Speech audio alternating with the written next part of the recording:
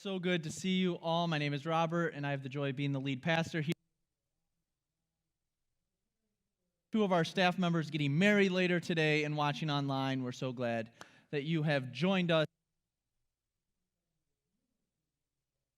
Yeah, I'm excited. We have two staff members getting married. How cool is that? Just not here, so it'll be fun. But Paul was saying about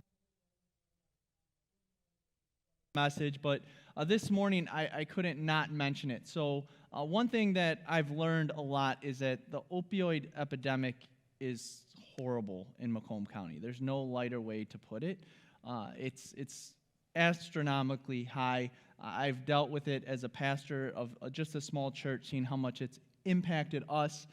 Never forget, there was a case here where someone in our congregation went and thought they were doing a drug deal, and it went wrong, and took the wrong thing, laced with fentanyl. The heart stopped for 26 minutes, and it took 26 shots of Narcan in order for him to be revived. And now he is serving the Lord at a church, really bringing the gospel. Yeah.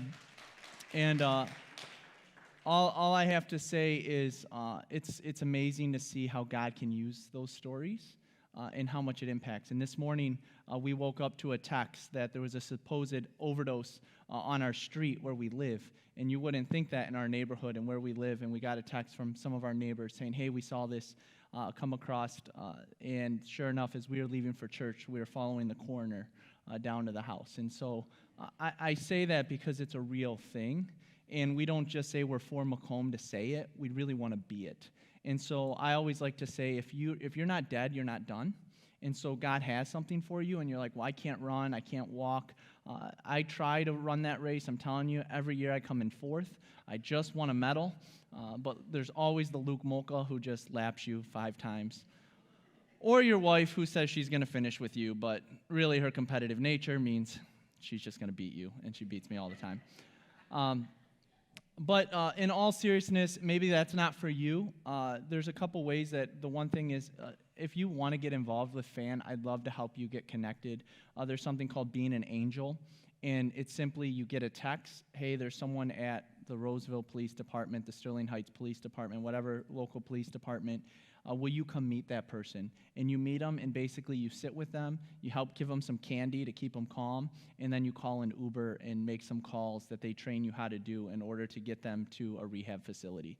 I drove around with a young man here for about 12 hours, and no rehab facility would take him. Within an hour, FAN got him into a rehab facility. And so those are ways that you can partner. I'd love to talk to you more about that, but I won't talk more on that. That was a side note. For our message, we're going to be in Exodus chapter 3, and so that's the very beginning of the Bible, actually the second book of the Bible. And we have these black Bibles all around you. And so if you want to go to page 48, and you're going to find it right there. If you don't have a Bible, this is yours. Take it. And if you know someone who could use a Bible, please give this away. Today in Exodus 3, we're going to see this moment that happens with Moses called the burning bush moment, where he experiences God in this holy moment. And the bush is on fire, but it's not consumed. And he has this moment with God where they talk to one another. And last week we covered Moses as a baby and what happened there, where he was kind of between these identities of was he an Egyptian or was he an Israelite. And if you remember, last week we looked at how here in Exodus 3, God calls him by name, and he calls him Moses. And this is a big deal. And he tells him, hey, Moses, I'm the God of your ancestors. And so you can see that he gets this identity as an Israelite. Today we're going to look at something different, a different type of land between. It's the land between where you wonder if God really hears you or not. It's the land where you wonder if there is a God who hears your cries. We all go through this a lot of times, where there's times in our life where we're praying and we're asking and we're seeking, and it seems like God isn't even present or he isn't even there. A lot of times I'll have conversations with someone who has struggled in the faith, and oftentimes they say, the reason that I don't believe there is a God is because God didn't answer this specific prayer. And that can be something that's really hard for us to grapple with. And so today, we're going to look at how oftentimes we feel in this land between of where God wants us to go, and where we want to go or what we determine and where God is trying to encourage us to go to something, but how do we hear him? And so there's this story that I want to share to kind of get our framework. And it's of these two men that are in the city of New York. Now, if you've ever been to New York, it's a bustling, crazy town. Here's a picture of New York City that I just grabbed off the internet. And so just imagine people everywhere, horns honking. If you've ever been there, you know it's just kind of loud and crazy. And so there's these two men, and the one man says to the other man, "I hear a cricket." And the man goes, "No, you don't hear a cricket. Like, there's horns, there's people, there's noises. There's no way that you can hear a cricket." He says, No, I hear the cricket." He says, "You're crazy. Either I'm deaf or you have superhuman ears, but there is no cricket." And sure enough, the guy goes over to this concrete pot where there are flowers, and he looks, and he pulls it back, and what is right there? A cricket. And he goes, "How can you hear that?" He says, "Let me give you an illustration." And he pulls out some coins. And he takes those coins, and he says, "Listen for the coins to drop." And he drops the coins. And sure enough, 5 people around them see that the coins just dropped in this bustling city. He says, "See, it's not about if you hear it or not, it's how you focus on what you're trying to hear." See, oftentimes in life, the noise around us drowns out the very thing that we could be hearing. For one man, he could hear the cricket. For the other, he couldn't, but it wasn't because of their hearing. It was because what they were focused on. That's what happens oftentimes in our life. We have so much noise around us, so many things happening around us, that do we hear the still, small voice of God? We see this as Moses is now in the area of Midian. And he had a baby boy, and remember what he named the boy? He named him based off of being a foreigner in a foreign land. Moses was on the run from a murder that he had just committed, and he's in Midian. He's working for his father-in-law, Jethro. And it's here that we begin this journey in Exodus 3, where we're going to see Moses encounter God. It says this in the first verse: "One day, Moses was tending the flock of his father-in-law, Jethro, the priest of Midian. He led the flock into the far wilderness and came to Sinai, the mountain of God." In this one verse, we can see a couple things. One, Moses was going about his usual business. He was shepherding the flock. He was just taking care of these sheep. He was doing his day in and day out activity. This was a normal day. Have you ever felt like life's often just mundane, full of these normal days? I think of Solomon, the writer of Ecclesiastes. The sun rises and the sun sets. It's all meaningless. It seems like we're just on this journey one day after another, the same rhythm, the same routine, day in and day out. Life's all about these rhythms, and that's a good thing. I think of the seasons and why it's so much of a blessing to be a Michigander. As much as I want to be in warmer weather right now, I appreciate the fact that we get these seasons that we get to go through, and they're predictable, and there's a rhythm to it. As much as I'm excited for my kids to be able to have summer break, ask me about 5 days into summer break if I am excited about them being home for summer break. And I will say I'm excited that there's a rhythm that come September they get to go back to school. Life is full of these rhythms. Your life is full of these rhythms, but oftentimes these rhythms can seem mundane. And in that mundane thing of work and school and whatever it might be, some things just don't seem to often stand out, but there are. I notice this particularly in nature as we look through the seasons. The other day, as I was running, I actually was able to look, and I looked, and all of a sudden, what was happening on the trees? They were beginning to bud and blossom. So often, we can avoid walking around the neighborhood or going out inside and seeing that beautiful thing of nature where the trees flower for what, a week, maybe 2 weeks, and then they just become green, like we're used to. Or the other day, we were in our kitchen, and I was like, hey, look, on the swing set, there's a cardinal. And so often we can just not even look outside or not even notice the beauty there. Or what about those days where we're so just kind of focused on what we're doing that we miss this gorgeous sunset that is happening around us? See, life seems so mundane, but there's time after time where if we stop and we pause, we can see beautiful moments in life. And oftentimes, if we stop and we pause enough, we can begin to hear God interrupt those mundane moments. That's what happens with the burning bush. Moses was going about his business. And then what happens? Verse 2. The angel of the Lord appeared to him in a blazing fire from the middle of a bush. Moses stared in amazement. I would too. Later on, we'll get into the bush part, so just hold that thought. You can be like, yeah, this is one of those crazy stories in the Bible where there's just a bush on fire. We'll get to it. But he's in amazement. He sees this bush off in the distance. His day's going normal, and all of a sudden this bush is on fire. That's a little bit different, right? Though the bush was engulfed in flames, it didn't burn up. This is amazing, Moses said to himself. Why isn't that bush burning up? I must go see it. Do you see something happens in his mundane life? All of a sudden, he now does something out of the ordinary.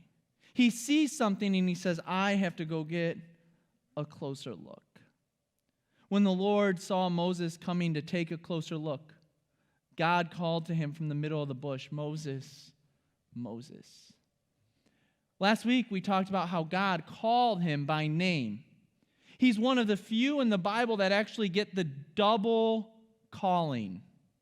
There's only 4 instances that we see this in the Old Testament where there's actually a double calling. We see it with Abraham, Abraham, Abraham. We see it with Jacob, Jacob, Jacob. We see it with Moses, Moses, Moses. And then we often see it, and then we later see it with Samuel, when God says, Samuel, Samuel. Those are the 4 cases that we see this double calling. But what did Moses have to do? He had to actually go and see the bush for this event to take place. When we see things out of the ordinary, we have 2 options. We can ignore it or we can investigate it. Those are our 2 options. And how often do we spend time ignoring rather than investigating? So what happens? God says, Moses, Moses. And then what does Moses say? Here I am. Here I am. These are 3 words that I don't want you to gloss over because it shows the presence that he's in that moment. I often have been working on something where I will say it's not officially diagnosed, but I'm pretty sure it's a reality where I have what's called ADHD, where I'm always like distracted, like rabbit, squirrel, this, that. And one thing I'm trying to work on really hard is to be present in a moment. To just be able to look in the eyes of someone and just be there. And it can be really hard and it can be really awkward sometimes, to be honest. But being present shows a whole different level of care. There's times where I can say to my kids, get dressed, and they just don't listen. Or I can get at their level and I can look at them in the eye and I can say, can you please get dressed for me? And it changes their response. Here, Moses is present with God. How often in our time with God are we present, or are we just trying to go through the motions? We set a challenge out at the beginning of the year to read the Bible in a year. And I'm excited because we had 40 people sign up to read the Bible in a year. And then we put everyone in groups, and I'm going to brag. My wife is fantastic at this, all right? I'm 12 days behind. So if you're like, I'm struggling on this journey, me too. It's a lot sometimes, and life can distract you. So what happens when you're 12 days behind? This is the confession of the pastor who even said, let's read the Bible in a year. I got to catch up, all right? What happens? Now all of a sudden I got to read the Bible on hyperspeed. Like, I just got to get through it because I got a goal and I got to check it off and I got to get through those 12 days so I can catch up. So I'm skimming it and I'm skimming it and I'm skimming it and I'm missing something. Absolutely, I am. Because it's in those times where I'm not rushed, when I'm not hurried, when I'm fully present, that I'm like, wow, this is in the Word of God. Wow, this is in the Bible. Wow, God is speaking to me in this way. Oftentimes when we say we're praying or we're saying we're spending time with God, it's like, God, I got 5 minutes for you right now, all right? And then I got to get on to something else. And so we don't get to enjoy the presence of God. I'll never forget one of my mentors. He's an 86-year-old African-American man. And so he has that like deep voice, and I just feel like it's like Morgan Freeman 2.0, right? Like the presence of God. And so I call him up one day and I said, hey, how are you doing, Bill? What's going on? He's like, oh, I'm just communing with the Lord. And I'm like, what do you mean, communing with the Lord? He's like, oh, God and I are just having a great morning together. I'm like, what do you mean you're having a great morning together? He's like, we just spent like 3 hours together. I'm like, what do you mean you spent 3 hours with God? Like, I just don't understand it. You know what I've learned through him? To be in the presence of God. To just enjoy being with God. To enjoy being in those moments with him. To be present. And what does that mean? Slowing down. And oftentimes, we're rushing from thing to thing. And so we miss God. But what does Moses say? He says, here I am. I'm present and I'm focused. And then what happens? He has an intimate moment with God. And it's our intimate moments with God that become holy moments with God. Verses 5 to 6 say, do not come any closer, the Lord warned. Take off your sandals, for you are standing on holy ground. I am the God of your father, the God of Abraham, the God of Isaac, the God of Jacob. When Moses heard this, he covered his face because he was afraid to look at God. This powerful moment for Moses happens in this land between. This land between where he's struggling with his identity, he's struggling with his purpose, he's struggling with where he is to go. In this text alone shows us that there's a difference between being focused and rushing. When we read this passage, we can look at it from two perspectives. We can see this burning bush that's on fire, but it's not consumed. And we can kind of just breeze over it, like, now I got to just figure this out, like how this crazy, miraculous thing can happen.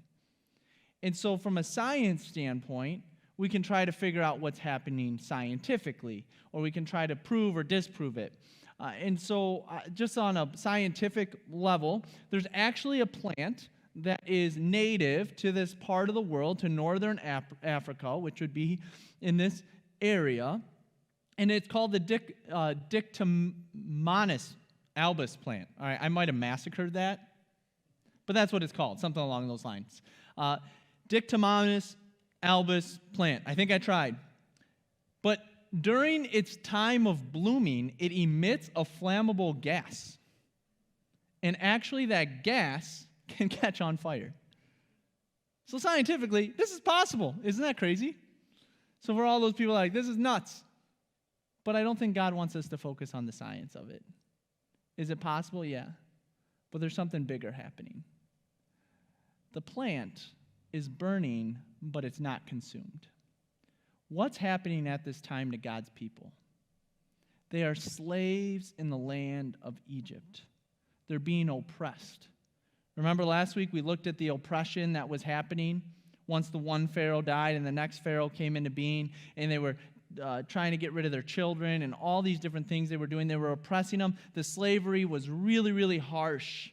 And imagine being the Israelites and you're crying out to God, God, will you just save us already? And for 300 years, he's done nothing, it seems like. And they're just oppressed and oppressed and oppressed. And it feels like the weight is getting heavier and heavier and heavier. But you know what this burning bush represents? The fire surrounded the bush, but it did not consume it.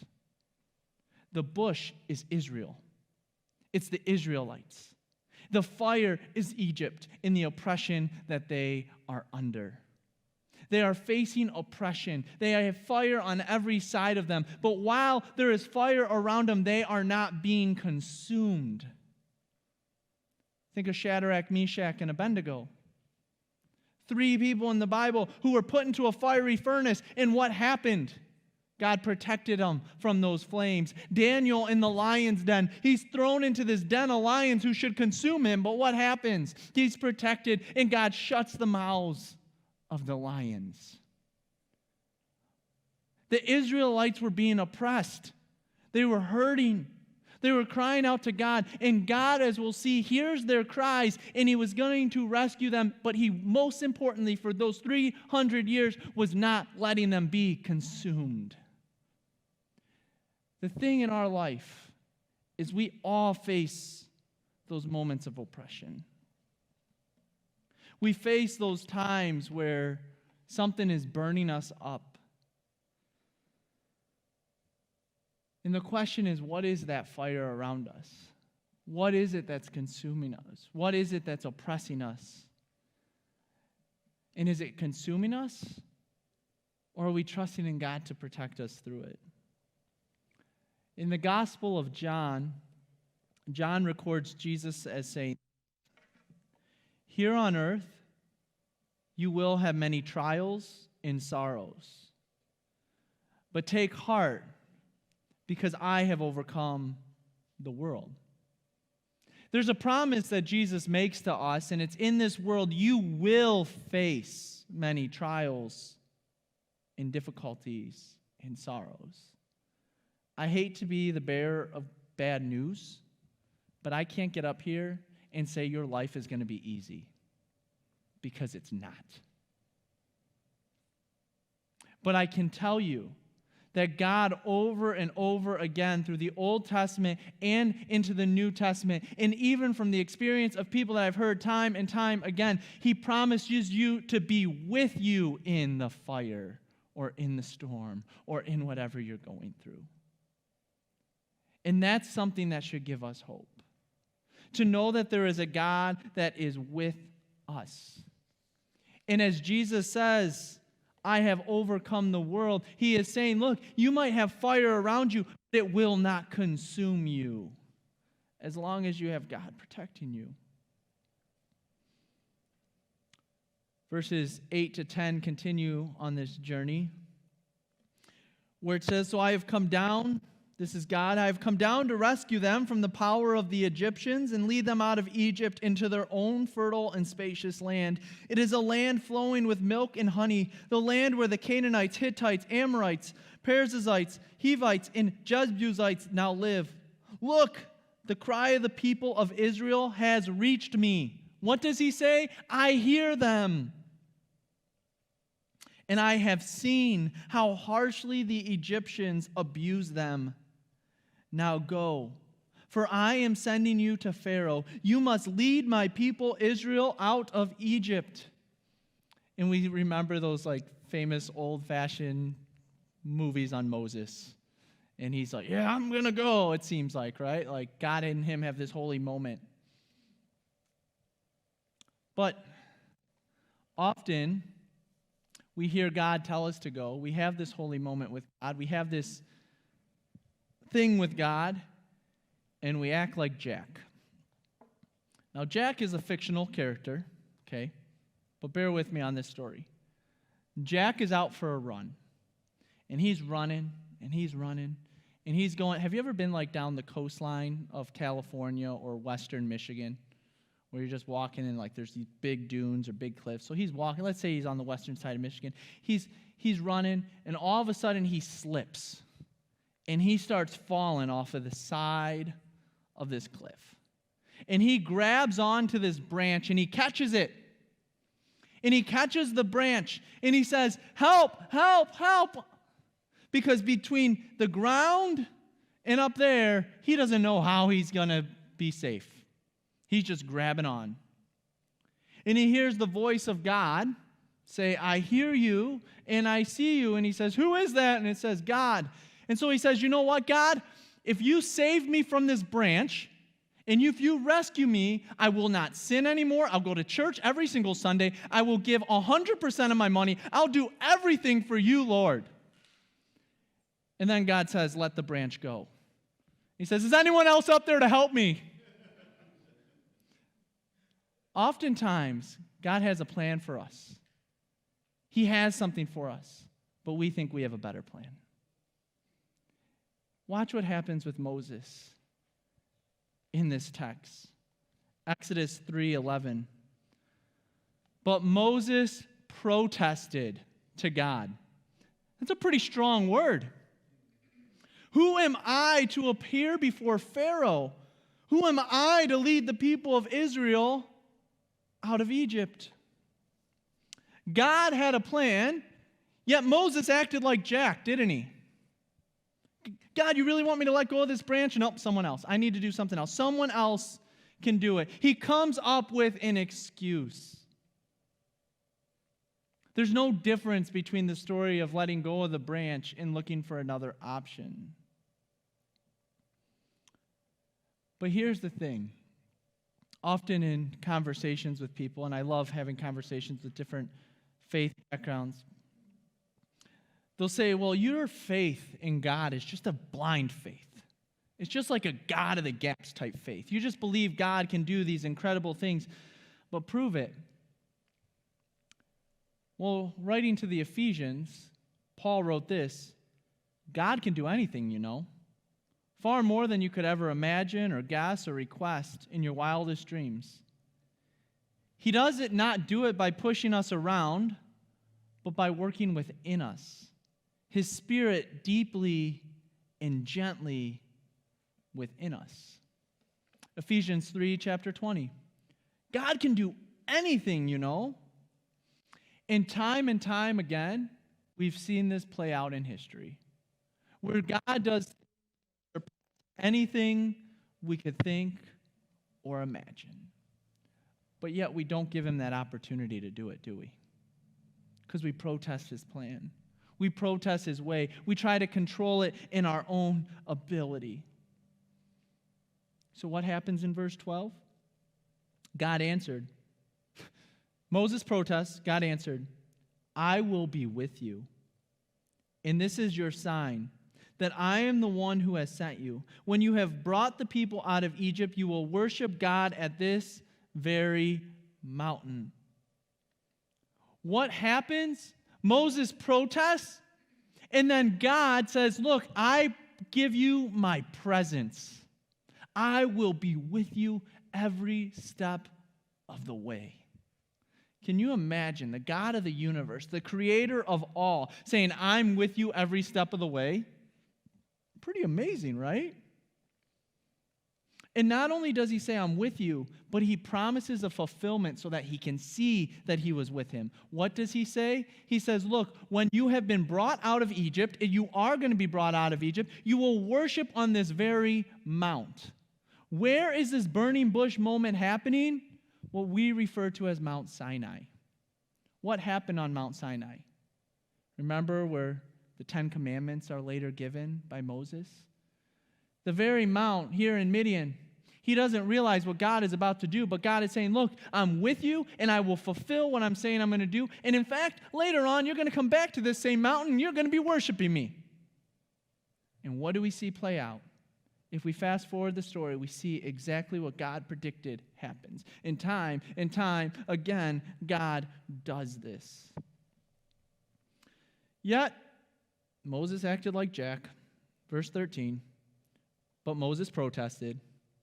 If I go to the people of Israel and tell them, the God of your ancestors has sent me, they will ask me, what is his name? Then what should I tell them? Do you see this constant protest? But then God replies. And God replies to Moses and he says, I am who I am. Say this to the people of Israel, I am has sent me to you. God also said to Moses, say this to the people of Israel, Yahweh, the God of your ancestors, the God of Abraham, the God of Isaac, the God of Jacob, has sent me to you. This is my eternal name, my name to remember for all generations. Now, people have done dissertations on this passage. People have expounded on this in a ton of different ways. But let me simply put it this way. Who does God say he is? I am who I am.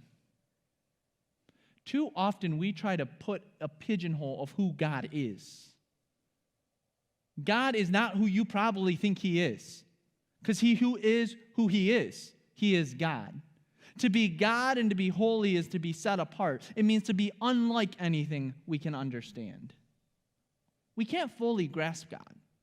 And so if you try to figure out every element of God, it's truly like a chasing after the wind, because God is who God is. He's truly set apart. And God makes this known. For eternity, I am God, and I am who I am. But what does he do? He continues to point back to his promise. He says, now go and call together all the elders of Israel. Tell them, Yahweh, the God of your ancestors, the God of Abraham, Isaac, and Jacob, has appeared to me. He told me, I have been watching closely, and I see how the Egyptians are treating you. I have promised to rescue you from your oppression in Egypt. I will lead you to the land flowing with milk and honey, the land where the Canaanites, Hittites, Amorites, Perizzites, Hivites, and Jebusites now live. The elders of Israel will accept your message. Then you and the elders must go to the king of Egypt and tell him, the Lord, the God of the Hebrews, has met with us. So please, let us take a 3-day journey into the wilderness to offer sacrifices to the Lord our God. But I know that the king of Egypt will not let you go unless a mighty hand forces him. So I will raise my hand and strike the Egyptians, performing all kinds of miracles among them. Then at last he will let you go. And I will cause the Egyptians to look favorably on you. They will give you gifts when you go, so you will not leave empty-handed. Every Israelite woman will be asked for articles of silver and gold and fine clothing for her Egyptian neighbors. And from the foreign women in the houses, you will dress your sons and daughters with these, stripping the Egyptians of their wealth. God lays out the entire plan for Moses. And then what happens in chapter 4, verse 1? Moses protested again. Do you see the rhythm? He's worse than Peter. Verse 1, now he's going to say, well, what if they don't listen? Verse 10, he's going to say, but I'm not a good speaker. And then God is going to say, well, I'll give you Aaron. Like, what more can I do for you, Moses? This burning bush is only going to last so long, all right? But then, chapter 4, verse 13 happens. Moses protested again. Or, no, verse 13 in the other chapter. But Moses again pleaded, Lord, please send anyone else. I don't want you to get to that place in your journey where God is calling you, and God is calling you, and God is calling you, and God is calling you, and you're like, but you know what? Just send someone else, God. Because God has called you. He's called all of us. If you are a follower of Jesus, you have a calling. And he's saying, please just send someone else. Then the Lord became angry with Moses. All right, he said, what about your brother Aaron the Levite? I know he speaks well, and look, he is on his way to meet you. Talk to him and put the words in his mouth. I will be with you as you speak. Aaron will be your spokesman to the people. He will be your mouthpiece, and you will stand in the place of God for him, telling him what to say. And take your shepherd's staff with you and use it to perform the miraculous signs I have shown you. Verse 18, so Moses went back home to Jethro, his father-in-law. Please let me return to my relatives in Egypt, Moses said. I don't even know if they are still alive. Go in peace, Jethro said. Before Moses left Midian, the Lord said to him, return to Egypt, for all those who have wanted to kill you have died. Verse 20, so Moses took his wife and sons, put them on a donkey, and headed back to the land of Egypt. In his hand he carried the staff of God. Eventually, Moses gave in. And Moses said, I don't even know if my people are there yet. God had told him they were there, but he's still questioning. He didn't know what was going to be in store. He's going to get frustrated with the plagues. We're going to see that next week. But guess what? He still goes.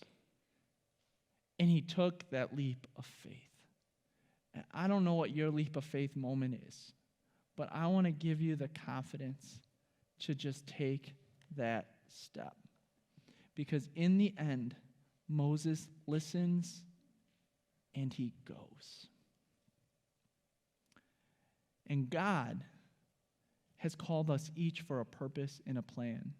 And there's some sort of fire that's consuming you right now. And I don't know what that fire is.